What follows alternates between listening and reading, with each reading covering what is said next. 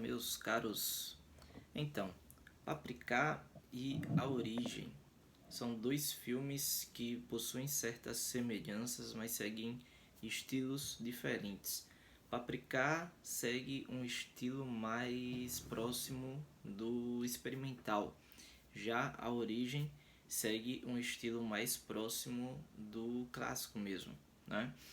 De um lado você tem os acontecimentos ali, né, toda a narrativa acontecendo de um modo mais didático, né, no caso de A Origem, de um modo mais explicativo, de um modo mais emotivo, né. Paprika já apela menos para o emotivo, já coloca você ali num tipo de transe, né, onde você entra naquela coisa do filme mesmo, que é o embate. Inclusive é isso que os dois têm em comum, esse embate entre o sonho e a realidade, né? O sonho aqui como uma representação do que é irreal, não é? Dos medos, dos desejos, dos objetivos, dos relacionamentos, de várias coisas ali que estão dentro, né, do ser humano. E essas questões desordenadas, né, essas questões inalcançadas, elas vêm à tona através do sonho como algo que não é real. Então, o real seria uma pessoa ordenada, né, que não tem essas dificuldades, mas né, o sonho acaba querendo tomar esse lugar.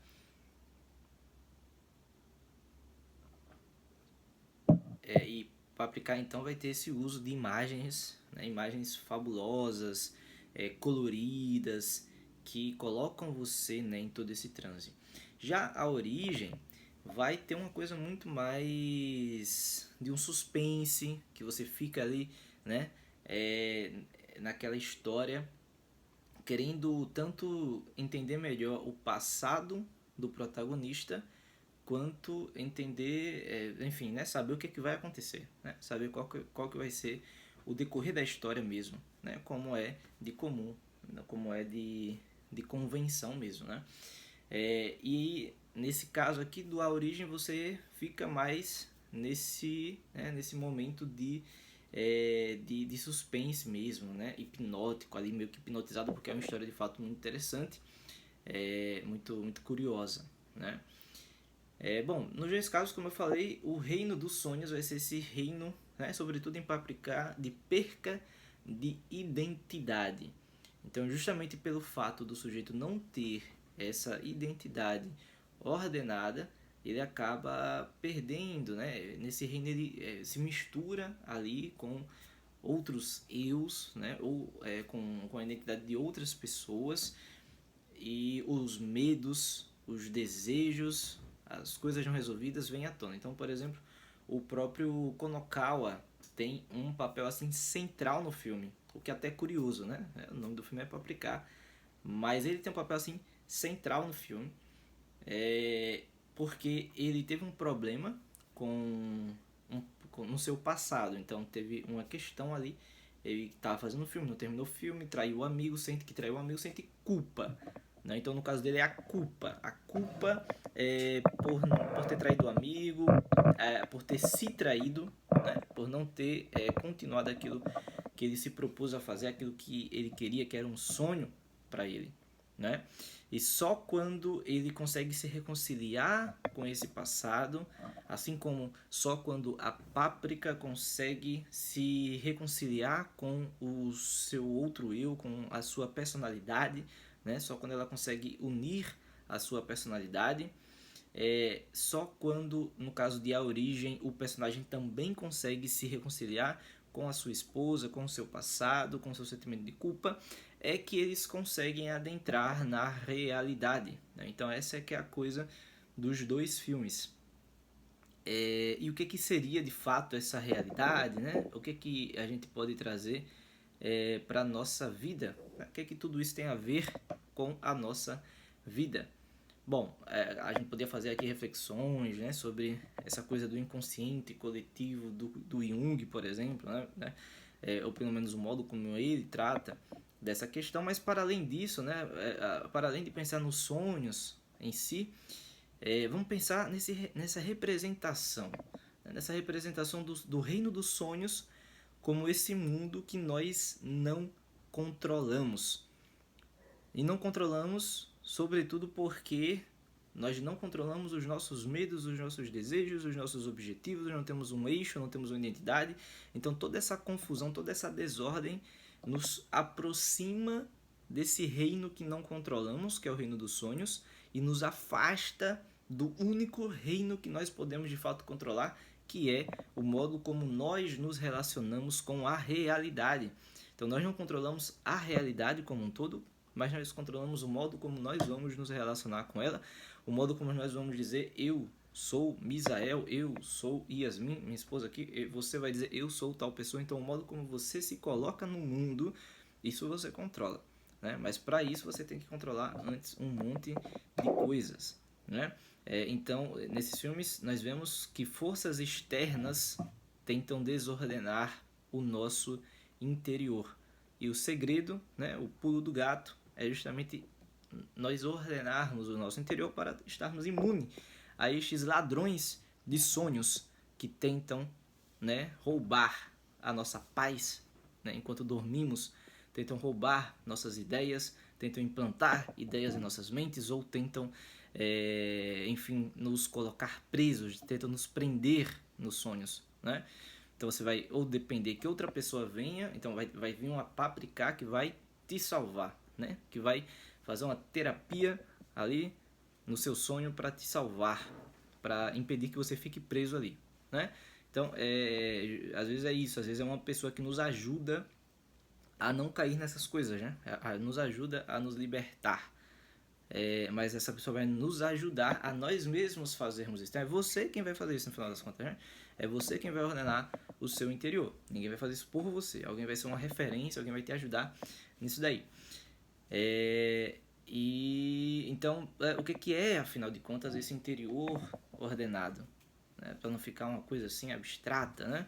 Bom, é justamente você ser capaz, como eu falei, de contar sua própria história, de ter consciência, ter clareza de qual é o seu eixo narrativo, né, para você poder falar esse eu com alguma consciência, você ter alguma ideia, né, de quem você é, de qual é o seu eixo narrativo, e viver uma vida ali pautada, né, contar uma história, um filme bonito, né, não contar um enredo, um roteiro feio, de um filme feio, confuso, né, um filme que seja bonito, que tenha uma história e que nessa história, essa é a sua história que eu tô falando, né, e que nessa história você alcança aquilo que é de mais elevado nas possibilidades humanas.